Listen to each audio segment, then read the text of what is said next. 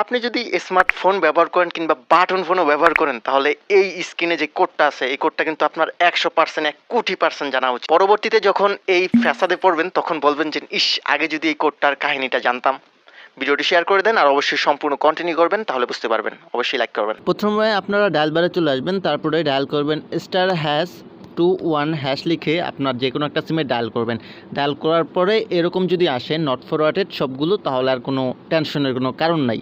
আপনার যদি এই কোডটা কাজ না করে তাহলে আপনি আবারও *62# লিখে ডায়াল করবেন। তারপরেও আপনি এটা দিয়েও চেক করতে পারবেন আপনার কল ফরওয়ার্ডিং হচ্ছে কিনা। যদি কল ফরওয়ার্ডিং হয় তাহলে এখানে নট ফরওয়ার্ডেডের জায়গায় নাম্বারটা শো করবে।